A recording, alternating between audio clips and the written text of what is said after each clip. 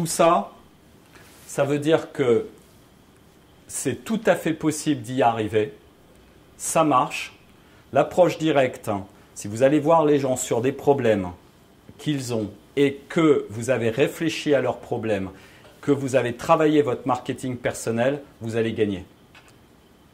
Je vous dis, c'est possible de rentrer chez Google alors qu'il y a 2 millions de CV qui sont envoyés là-bas, à Palo Alto. C'est possible. Vous pouvez y arriver. C'est possible d'aller en Chine, c'est possible d'aller donc à Londres. Voilà, moi j'ai ma fille là en ce moment qui travaille chez Prada à Londres. Elle est en L3, elle est en césure. C'était son rêve de travailler dans une maison de luxe. C'est possible. Mais on a travaillé sur le marketing personnel.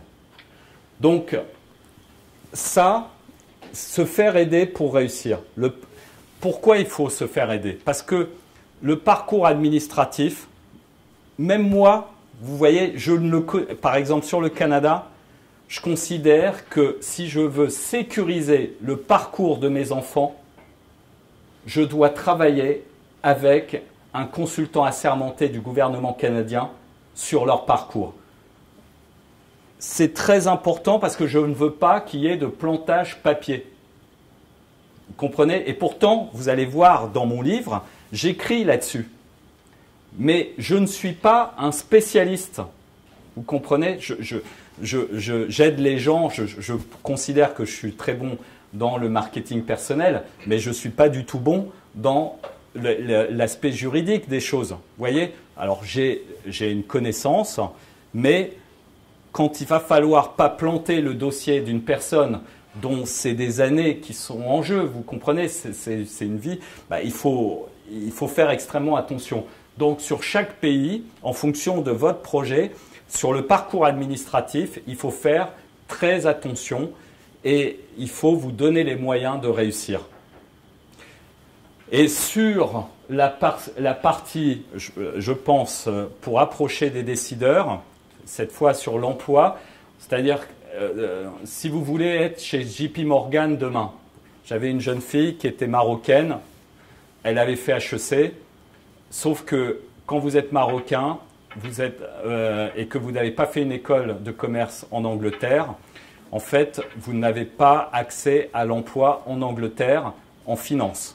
Parce que ce n'est pas une profession encouragée dans le secteur de la finance en Angleterre. Et ils vont garder que les gens qui ont fait des études chez eux. Donc normalement, marocaine HEC, bah, c'est mort pour aller chez JP Morgan à Londres. Donc si le rêve de cette fille, c'était JP Morgan en Angleterre, eh ben, il y avait quand même moyen d'y arriver, mais on a contacté le board, vous voyez, le board de JP. Mais attention, si on fait ça, c'est une chance et pas deux. Vous voyez? Il a fallu le préparer très sérieusement. Et donc, aujourd'hui, elle s'appelle Myriam, elle est à JP à Londres, mais voilà, ça a été elle a fait ce qu'il fallait pour réussir. Donc, vous devez, si votre projet a beaucoup d'importance pour vous, il ne faut pas hésiter à se faire aider. Voilà, c'est ça le but. Et se faire aider, ce n'est pas que quelqu'un fasse à la place de vous, parce que ça ne marche pas. C'est comme l'apprentissage de la marche, vous comprenez? Personne ne va marcher à votre place. Vous allez forcément devoir apprendre à marcher. Donc, vous devez faire le boulot. Ça ne peut pas fonctionner si ce n'est pas vous qui prenez votre destin en main, qui vous levez et qui commencez à avancer. Mais pour éviter de perdre du temps et apprendre vite, bah, c'est bien de se faire aider. Et je vous ai dit, les deux enjeux dans cette affaire-là, c'est le parcours administratif, si vous avez vraiment un objectif d'immigration, et sur la partie approche des entreprises. Donc je vous ai mis la photo de Mohamed Younous. Younous, en 1978, il est jeune diplômé donc aux États-Unis. Il vient du Bangladesh. Il a une dotation de 10 millions de dollars. Et on lui dit, Mohamed, avec ces 10 millions de dollars, tu vas pouvoir faire ce que tu veux pour aider les gens. Et là, il a une idée géniale, Mohamed, parce que il aurait pu faire la distribution, prendre les 10 millions et puis les donner aux gens, aux pauvres de son pays. Mais il est parti sur autre chose. Il a dit, je vais aider les gens qui veulent réussir. Donc, je vais regarder le dossier entrepreneurial de pauvres qui ont besoin d'un coup de main pour réussir leur projet et je vais leur prêter de l'argent. Mais je vais leur prêter, je ne vais pas leur donner. Il va falloir qu'ils me le remboursent. Et en plus, je vais prendre un markup pour financer l'organisation qu'on va mettre en place. Et c'est comme ça que Mohamed a inventé le microcrédit, qu'aujourd'hui, un tiers de l'économie du Bangladesh est basée sur le microcrédit et que Mohamed Yunus est prix Nobel de la paix. Donc, il n'est pas du tout parti sur un modèle, vous comprenez, qui soit charité, don. C'est un vrai modèle économique qu'il a construit. Eh bien, moi, pour la mobilité internationale, c'est exactement ce type de modèle sur lequel je travaille. C'est-à-dire, mon ambition, c'est... Alors, l'année dernière, cette année, on a aidé à peu près 1000 personnes. Dans 5 ans, on veut aider 50 000 jeunes. Et ces 50 000, enfin ces 1000 et ces 50 000, ce qu'on leur dit, c'est si tu veux réaliser ton projet, alors on le qualifie avant avec eux, on le valide pour voir s'il est réalisable d'un point de vue administratif. Ça ne sert à rien que vous vous engagez dans un projet qui ne sera pas réalisable parce que malheureusement vous n'avez pas le bon passeport par exemple. Mais ceci étant, on peut peut-être trouver un autre projet alternatif qui ait du sens pour vous et qui lui va pouvoir se réaliser. Et à partir de là, on va vous aider, si vous le souhaitez, à faire un parcours qui est comme une recette de cuisine où vous allez faire exactement ce que je vous ai expliqué. On va approcher des patrons. On va aller les voir et on ne vous lâchera pas tant que vous n'aurez pas réussi. C'est ça notre promesse. Et donc, on a intérêt à ce que ça soit le plus efficace possible. Vous voyez, on a commencé il y a 4 ans avec 3 personnes, l'année dernière 1000, et notre challenge, donc, c'est de monter en puissance. Et on le fait dans un modèle économique où on demande 95 € de participation aux gens sur leur projet. Le prix d'un renouvellement d'un passeport. Donc ça, c'est notre défi économique.